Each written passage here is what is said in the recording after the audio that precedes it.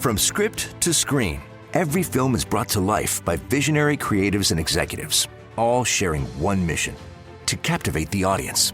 Hosted by award-winning movie strategist Kevin Goetz, our podcast, Don't Kill the Messenger, offers a filmmaking masterclass through intimate conversations with Hollywood's most influential voices. And now, your host, Kevin Goetz. You might expect someone behind billion-dollar blockbusters to be a larger-than-life personality, but my guest today defies expectations. Despite producing some of Hollywood's biggest action spectacles, Jerry Bruckheimer operates with quiet intensity, letting his work speak for itself. A meticulous strategist rather than a showman, he's known for his razor-sharp instincts, obsessive attention to detail, and an almost uncanny ability to pick winners. The calm at the center of the storm, he brings precision and vision to every production. I am personally just crazy about this man. And Jerry, I cannot thank you enough for joining me here today. Well, thank you, Kevin. I've had quite a few successes, and you're a big part of them. So thank you. Thank you. When you look at my career and you look at the movies that have worked, going through the process with you and your intelligence and the people that write up these reports and the precision of them makes our movies so much better. You have no idea how much it helps us, because sometimes what happens is you'll get a director or a studio who's entranced on a certain idea for your movie. And then the results come in and it's opposite of what they think it is. So it helps us to craft the best kind of film that we can. And also with actors too, when they see that it doesn't have to be everything they want it to be, the audience loves what they've done and you prove it. And then when you do the focus groups and you start asking these questions, and we kind of help craft the questions with you because we want to find out, how do we get in the weeds and what did we miss? I just remember one instance where we had a preview with you of Armageddon, and the audience said to us, he never gave her an engagement ring. Now, these dummy men that made the movie had no idea that you have to give them an engagement ring. So we had to go out and shoot another scene where Ben gives her an engagement ring and asks her to marry him. So, I mean, it's so helpful. There's a particular recent example, and by the way, thank you so much for the acknowledgments for me and my team. I want to ask you, Bad Boys was such a great example of audience testing. Can you talk about it, because you can talk about it rather than I, about how strongly they moved from that first screening until, I want to say, 1 month later? You know, the editing process is a fascinating thing, because if you have a good director and a good screenplay, you'll shoot as much as you possibly can. So you have a lot of footage and a lot of options. And sometimes we make the wrong choices with that footage, at least for the audience. I mean, we make the right choices for us, but the audience doesn't sometimes agree with us. And Bad Boys is a great example of how that happened. I think the first test we did with you, I think it was in the 70s. Yes, top two boxes. Yeah. Excellent and very good combined were probably in the 70s and maybe even low 70s. Yeah. And it's not like they didn't like the movie. It's just that you hadn't found your rhythm of it. And they didn't really have permission, if I recall, to laugh as much as they wanted to from the get-go.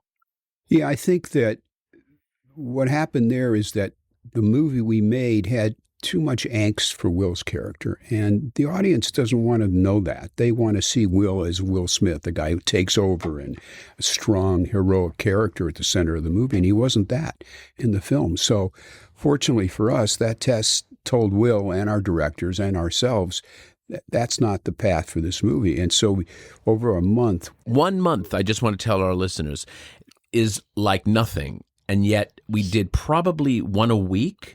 And you kept evolving. What did you do? We just kept shortening and changing, taking things out that the audience didn't like. And creating a different order so that it created a different cadence. But long story short, version is it went up to the 90s. That's exactly and right. I've never done this before, but I framed the top line sheet that I hand out at the end of screenings, and I sent it over to you and to Will, and I think to Chad. and your directors. Yeah, I thank you for that. I don't do that, but that was such a great experience, I must say, and Sony was a great partner on it. Yeah, I think that, again, that comes down to Tom Rothman. Isn't he the greatest? He loves movies. He loves movies. And he's a great storyteller, and his help on the movie jumped those numbers. Well, you love movies. I want to acknowledge your respect for the audience. So you said all those really nice things about me. I want to say that it doesn't work only one-sided. You have to have filmmakers and people who are receptive and truly understand who you're making these movies for. And you do. And I see you every screening sitting in the second row of the focus group on the end, on the edge of your seat, immersed, listening. And then when we do the post meetings, you are so engaged and want to know more and more about what did the audience say there? How did the audience react there? And that is, I'm going to just go on a limb and say, one of your superpowers. Again, I don't make these movies for anybody but the audience. And as long as my taste is in concert with their taste, I'll still be talking to you in more podcasts. But if that changes, I won't be here. I don't think it can change. Going back to Flashdance and American Gigolo and some of those earlier movies. But I want to start with the young Jerry. Film in your DNA or not? I would say it probably wasn't what you dreamt of doing as a kid, based on what I know. I bet being a hockey star was more in line with... Yeah, I don't think I was ever dreaming about being a hockey star. I wasn't that good an athlete, but I loved hockey and played it when I was young. You know, I always loved movies, and I just remember from the time I was 6, 7 years old, my mom and my cousins taking me to movies, and I just loved the experience. What was your first movie you saw? I'm sure it was a Disney movie, but I can't remember that. First movie that made an impression on you? Well, I think the films by David Lean really as a kid captured me. The Great Escape, Steve McQueen, some of those big adventure films I really loved.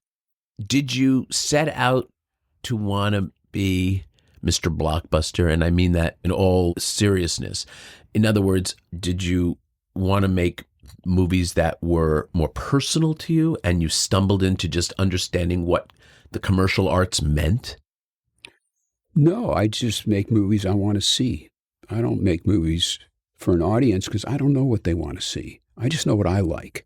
And if I like something, I'll try to get it made. It's about big ideas, great characters, great themes, and really good storytelling. And we're really fortunate. We live in a town where there's so much talent with our writers and our directors and our actors. And you just have to put the work in to find the best ones for what you want to do. What was one of the hardest ones to get made and became one of your most successful? They're all hard. There's never an easy one. They're just all really difficult. You can go back to Top Gun. When we first turned the script in, the management at Paramount said there was a TV series about the Air Force and it failed. So they decided an audience has no interest in airplanes. Isn't that the worst? So we were very fortunate because that management left and a new management came in. Which regime said yes? It was Ned Tannen. He called us up to his house in Santa Monica Canyon. I was with Tony Scott and Don Simpson, who was my partner, great showman himself. Call out to Tony. Yeah. Boy, I miss him. One of the greatest. And Ned said, the cupboards are bare here. I don't have anything to make. I know you have the script, Top Gun. And he said to me, just tell me the story. What is it? And so Don, he just told him this tale about Top Gun. I'm not sure it really was the movie we were going to make, but Ned said, what do you think it's going to cost? And I gave him a number, and he said, go make it. Now, how'd you get Tom? Because Tom wasn't Tom yet. Tom had done Risky Business, correct? But he hadn't. Yeah. Top Gun was his real breakout movie.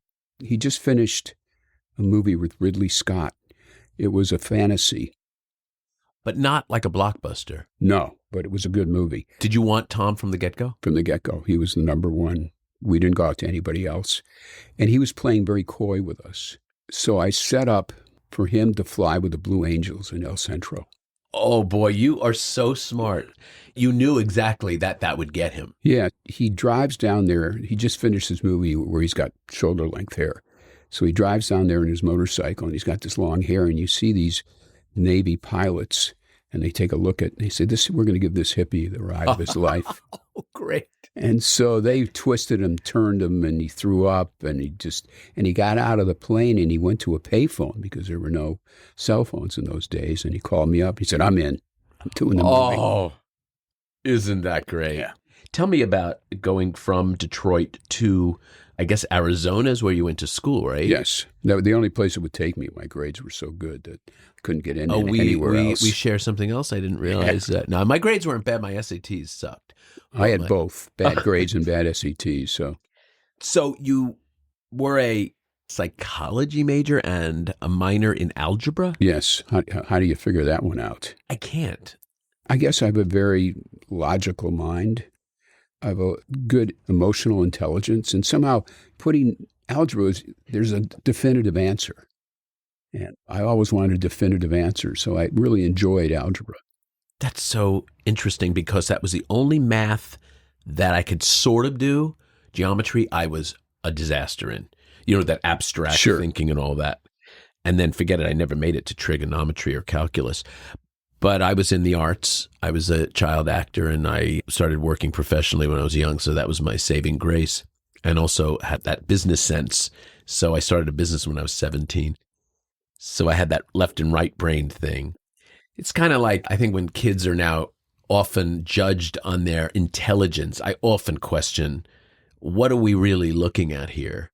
You know, I mean, it measures STEM a lot, but not the emotional intelligence, the musical intelligence, the artistic intelligence, and so forth. Aren't you also into photography?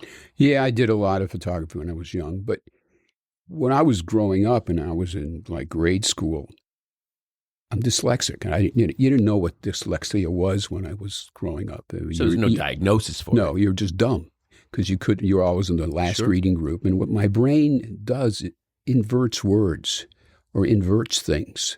So things are kind of backwards. Still.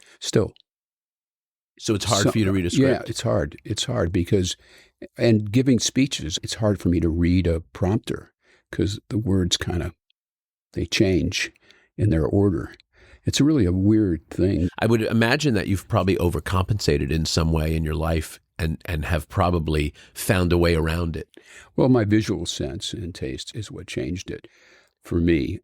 And that's why photography was so great. I didn't have to perform. I could just take pictures of people performing. You got a job in a mailroom in Detroit, for a company called McManus, John and Adams, which had General Motors, Pontiac, and Cadillac. And so I started in the mailroom, worked myself up into the television department as an assistant, and then became a assistant producer and then a producer. So that taught you the nuts and bolts early on? Of film. I knew film. I didn't know motion picture.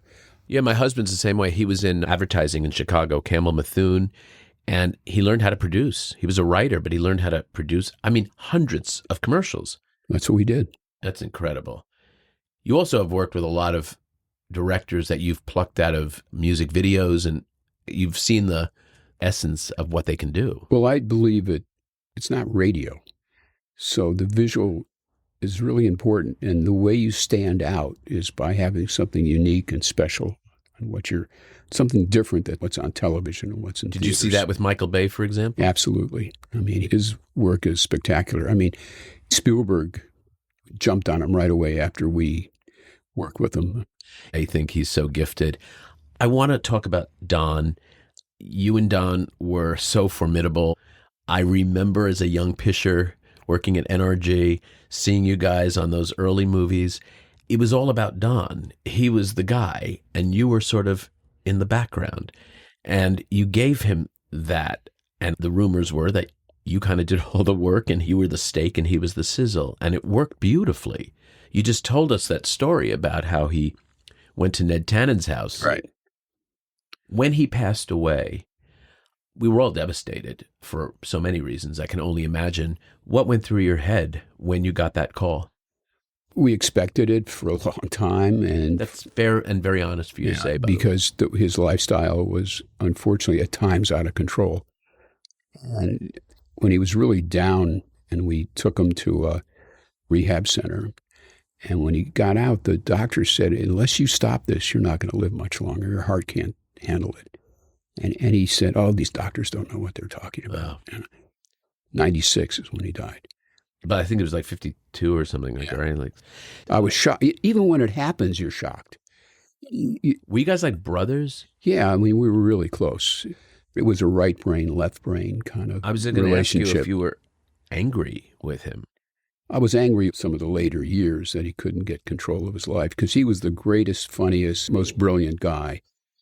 But he had these demons, and the only way to deal with those demons is to anesthetize himself. Wow. And that's kind of terrible. He grew up in a very religious household, and I think that it made him feel guilty for doing the things he liked doing.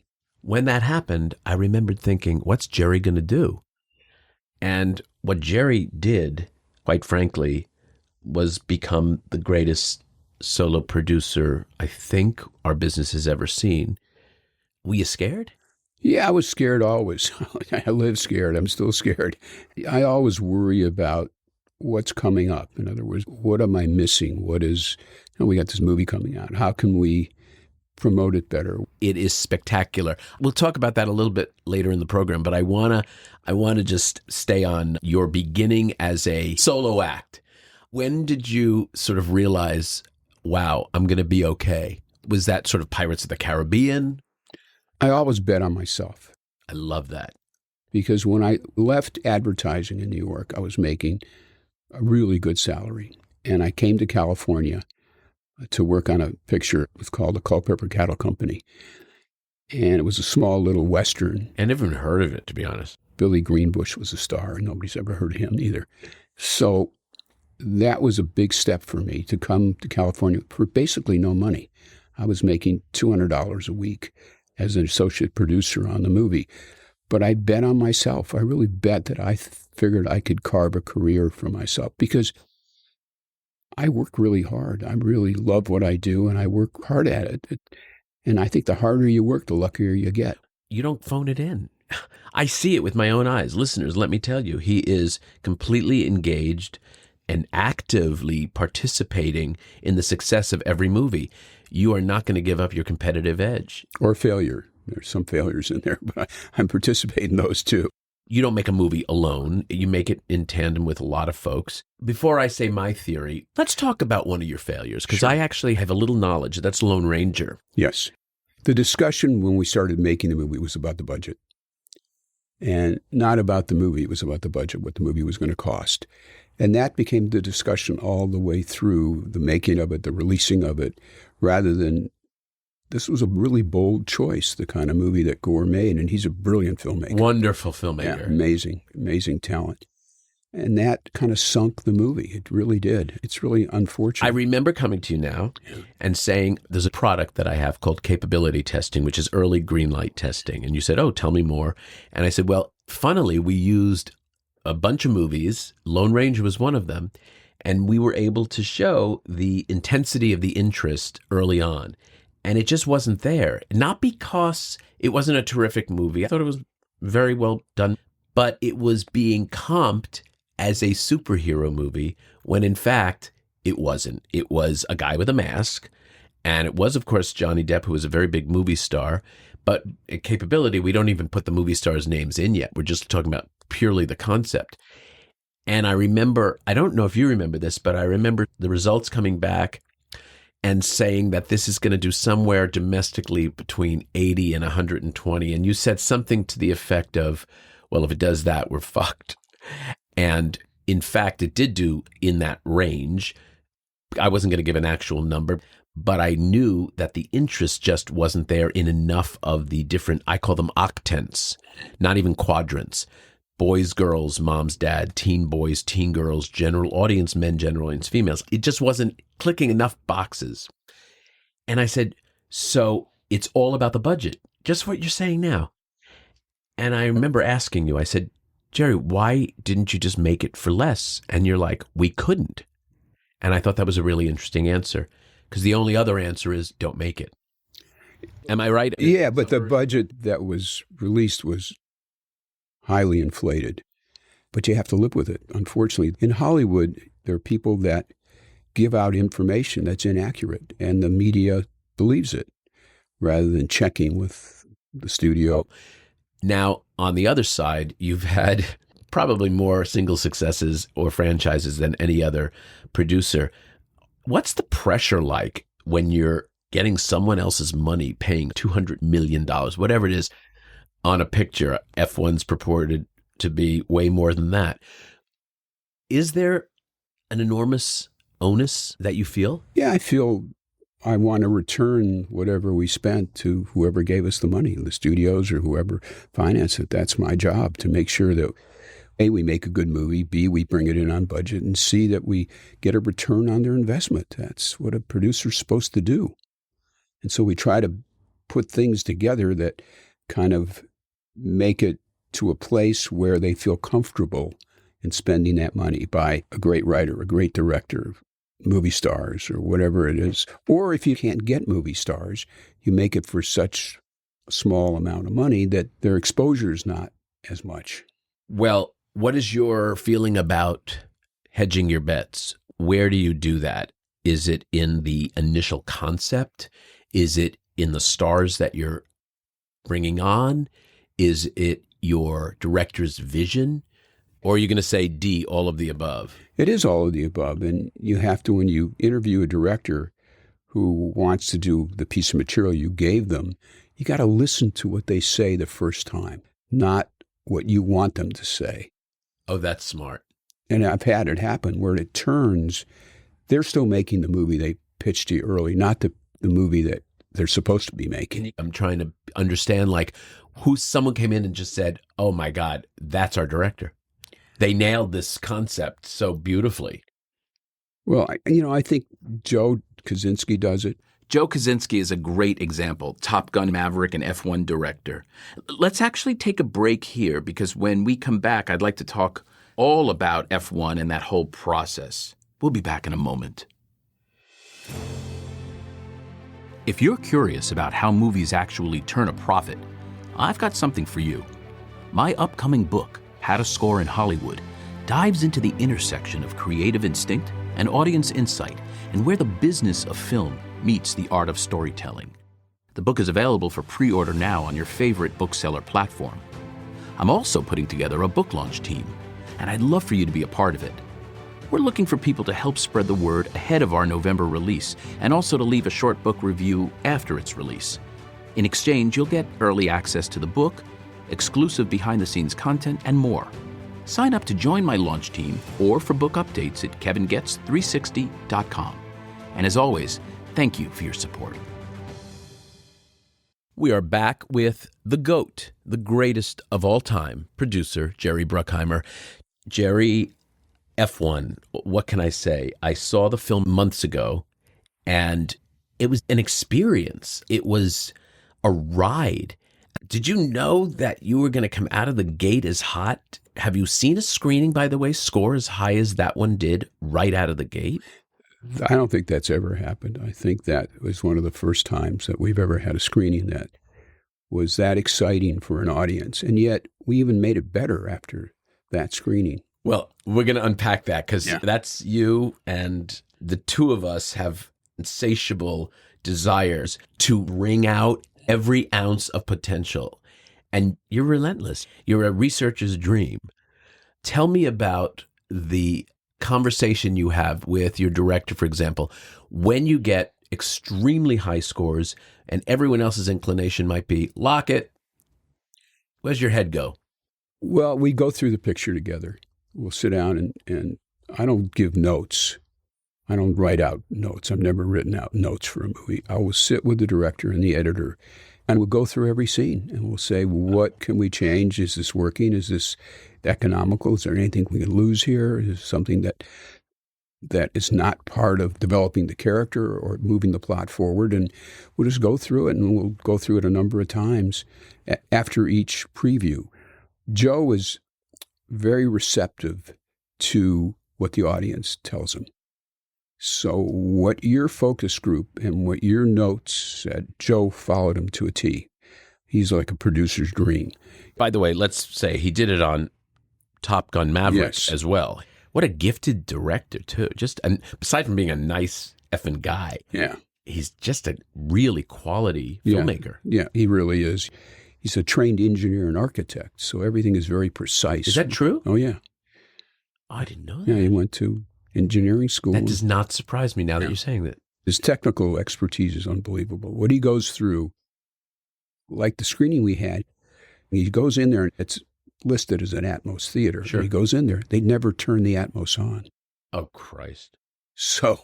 Didn't we move screens or something? Yeah, but he fixed it. He got a whole tech team in, and they fixed it. You know who else is like that, by the way, is Jim Cameron. I'm sure. Jim is dogged that way. I remember testing Titanic back in the day, and I arrived at the theater, and Jim is literally lugging a pole for lights because he's going to place the lights in the right place so people could fill out their questionnaires. I was like, this dude's the real deal, man. This is something else. How did that test? Unbelievably well. Now, that was akin to Gone with the Wind. If you remember the story, the legend, and I heard this from Sam Goldwyn Jr. told me this because David O. Selznick told him that when they tested Gone with the Wind, they went down, I think it was either Riverside or Pomona. They had 2 caravans leaving the studio because it was so highly anticipated. And everyone wanted a peek. And so they had a fake group that went to one and the real one went to the other. And legend was they locked the doors during the screening so no one could leave. That was not true. There was barely any traffic because people were so riveted. Titanic was also so highly anticipated. The budget overruns and people, it was schadenfreude. People, I think, wanted to not see it succeed. We recruited it as a fake movie. So the audience was there ready to see, I think it was Great Expectations. And they're in the seats, and I had to get up in front of the audience and announce, you are not here to see Great Expectations. You're one of the first audiences to see Titanic. And it was a wind. Yeah, I can imagine. That came at me and literally threw me against the screen. I had it recently with Tom again on Mission Impossible. Sure. When I mentioned Mission Impossible, they went nuts. And it's such a great moment. It is to me, and you'll appreciate this, it's almost like that perfect moment between audience and studios and filmmakers where you're going to learn that people give a shit and to what extent. And it's the rawest read. So when that movie opened, Titanic started, and you saw the water, literally the waves of folks were just apoplectic. It scored through the roof. There were some changes done for pace, some tightening, but by and large, it was a perfect picture. That's great. I loved it. It's a great story, though, isn't it? Yeah, great story. So this was not that far off, is what I'm saying, your experience. And yet, you said you found ways to bring up, I mean, how much more could we have raised the scores? And yet you did. Jerry, I want to talk about some people you've worked with in your past who have great meaning to you, I'm sure. One of them is someone we lost recently, Gene Hackman. Yeah, I made 3 movies with him. Exactly. Tell me about him and how intimidating he was for the other folks on the pictures. Consummate professional. You're not going to find an actor that is on time, knows his lines, ready to go to work, willing to collaborate with other actors and the director, and works very hard. He was just a joy to work with. He was tough. I just watched how he worked with a young actor, Will Smith, when we did Enemy of the State, and how patient he was with Will. Because Will took like 3 takes or 4 takes to get up in a rhythm, and Gene would hold back. As soon as he knew Will was in rhythm, he just let it go. That's self-preservation, but also very respectful of his fellow actor. Eddie Murphy. Oh, boy. You know, you see him light up on the screen and in person, but he's really shy. He's a sweetheart.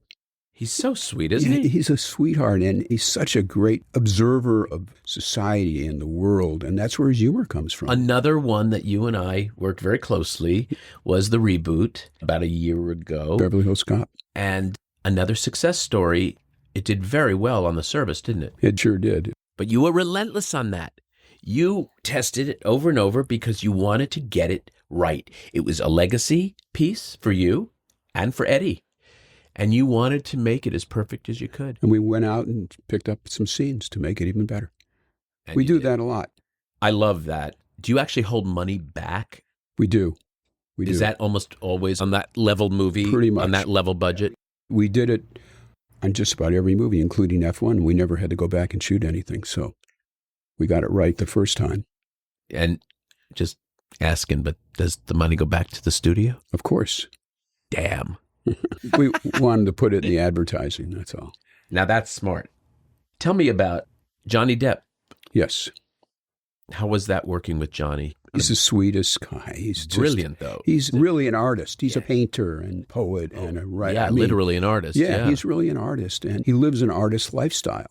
That's what he lives. And he came to Hollywood when he was very young. First went to Florida, left school because he had a tough home life. Not terrible, but just wanted to get out of there. And moved to Florida. He wanted to be a rock and roll star. Never got any traction. Moved out here and didn't get any traction. And he was living at Nick Cage's house. He met Nick, and he was sleeping on Nick's couch. That sounds like Hackman and Dustin Hoffman. Yeah, they worked for a moving company. They did? Yeah. They were lugging furniture, the two of them. Mike Medavoy mentioned to me that Walter Hill was in the mailroom with him and John Badham. I was like, you're kidding. Like, everyone did something. That's right. Is there a director that you haven't worked with that you'd really love to? Oh, there's so many great directors. There really are. And, they're always booked. I'm impatient. I mean, it's such a big commitment. Yeah, when we get a script, right? When the studio wants to make it, we got to find the best who's available because I can't sit there and wait. Because what happens is you wait, the director becomes available, then he decides, wait, I have this passion project. Let me try to fit that in. And then you're pushed out another year. So I really believe you got to find a director when the studio wants to make it. You ever lose your temper? There are times when you find people who are dishonest with you, sure. You fire someone almost always at the beginning of a movie. It's a very common trait to set the stage of. No, if they deserve it, sure, but you don't do it as a normal course of action. No, never. Tony Scott, we brought up. He had a great meaning for you, and I just revered the man. I thought he was incredible. Such a tragic end to his life. They don't make him like that a lot anymore. No, he was the hardest working director ever. I mean, they all work hard. Every Sensitive, one of them. though. There's a leitmotif to your movies, Jerry. They're muscular, male-driven, primarily, not all. You've got Flashdance and others like that.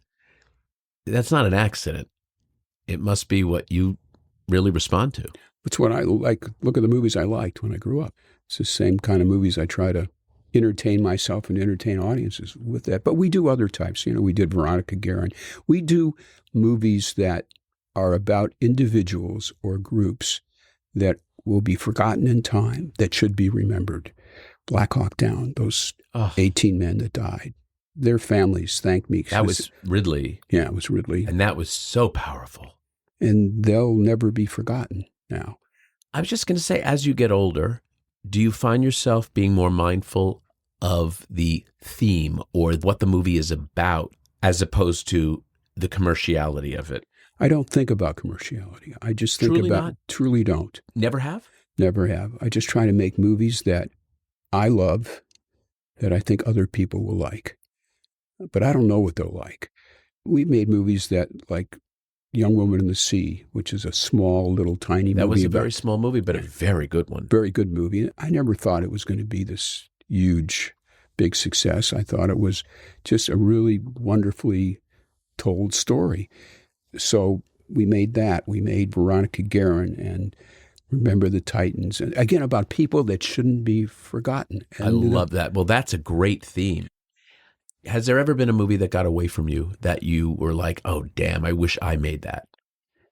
A lot of movies I wish I made, but I never had the opportunity. There are so many great movies out there. But was there one that you said either like, I don't know, let them do it, or it just gnawed at you? Silence of the Lambs. We had an opportunity to get involved, and I didn't want to live in that world.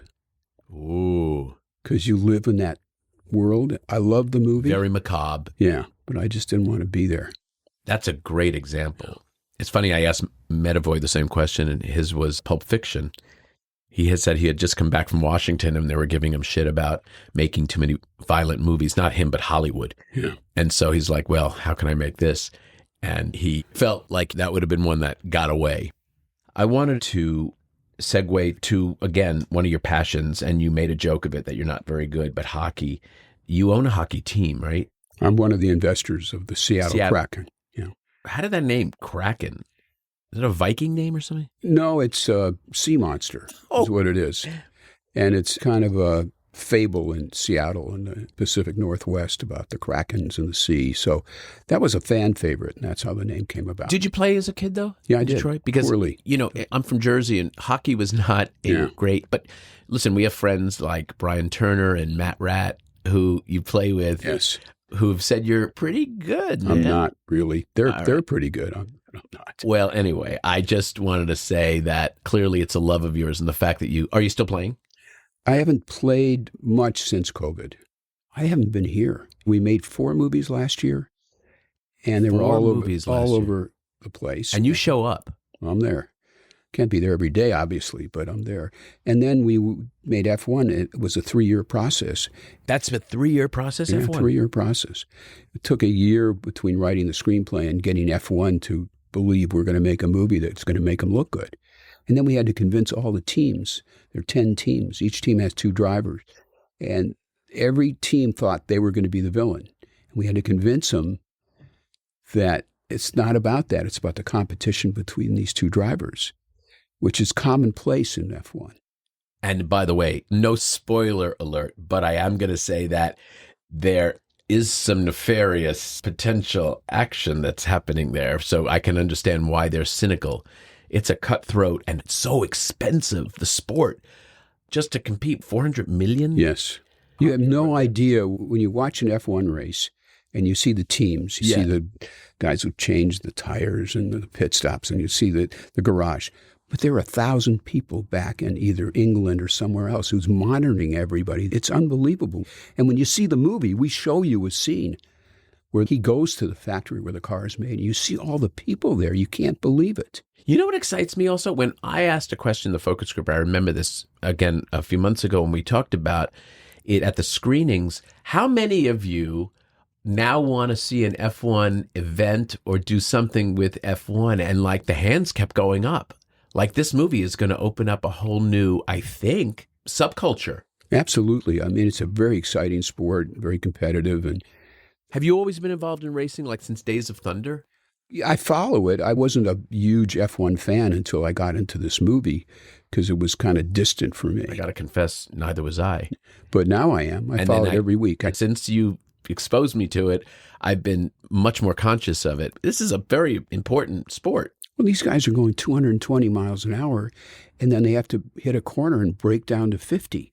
And the ones who break at the last second are the ones who are the best drivers. So I guess the craftsmanship, I don't know what you call it, but the athleticism of these drivers is unbelievable. I would say it's both craft and skill. And if you see them, they start when they're 5, 6 years old in these little go-karts, and then they go to open wheel, and then when they're 12 or 13, they go to Italy or some of the where the big circuits are. Well, Brad Pitt's character, Sonny, it's in his blood. You get that. Yeah. This is a man who does nothing else, wants to do nothing else. And I have to say, I relate to that in what I do. I've never wanted to do anything other than be in the movie business since I came out of the womb. Or maybe you could say I want to be a performer more than I wanted to. Well, you are. I am. You are a performer, an excellent one. So let's talk about TV before we Sure. break. You've had a little success in television. I'm being funny, listeners. Something called The Amazing Race. How many Emmys have you won? I think 10. 10 Emmys. That's nothing. How about CSI? That was on for 16 years. And it's still playing. I mean, it's still on, I don't know, Netflix or Amazon or wherever. It's still And your big one right now. Fire Country. It's a big success. So popular. Yeah. It's unbelievable. It's process. I love process. Do you love television as much as you love movies? Yeah, I love it. I'm not on the day-to-day Sure. of television. Well, you can't be. Come on. I have a great team that does it. But I read every script. I watch every episode. We've done well over 2,000 episodes. That's astounding. So is Linda, your wife, like, oh, no, not again, Jerry? Can't No. watch another one? No, I do it when I'm on the treadmill, so she doesn't have to get involved. So I'm on the treadmill on the weekends and read scripts and watch episodes. And I can tell by the way in which you said that, the love that you still have. My final sort of probing here is about where we're going. My book is coming out in November called How to Score in Hollywood, my second book, my first being Audienceology. And it really talks about getting to the green light. It talks about using audience research or not and getting to those big decisions. Is the blockbuster alive and well? We'll find out. Are movies, theatrical movies, alive and well? I think so. I wouldn't be doing it if I didn't think so. How have you embraced or come to terms with the streamers as such a presence today? In other words, how have you shifted or pivoted? When you have an idea or a screenplay or something that you're passionate about and you want to get made, we have so many more outlets now than we had when I first started in the business. Good point. And so as a producer or as an actor or as a writer, you have opportunities that you've never had before. So if we get turned down by, let's say, all the major studios, we can go to Amazon, we can go to Netflix, we can go to all the different streamers and get something that we're passionate about that they become passionate about. Beautiful. What are you most proud of? That I'm still here. I'm still doing it. And I love doing it. It was a very fast answer and a very accurate one, I imagine. And I think that I'm just proud of all the audiences over the years that got entertained by the movies that I've made.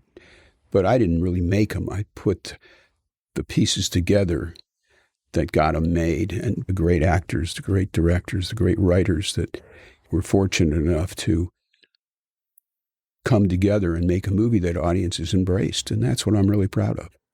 Well, all I can say is on behalf of the listeners of this show and audience members around the world, we thank you for entertaining us, for enlightening us, educating us, and for just being, on a personal level, just a good friend and always up for whatever I ask you doing. And I'm a little verklempt when I say it because as I also get older, I start appreciating relationships and the depth and the authenticity of those relationships. And you're the real deal, man.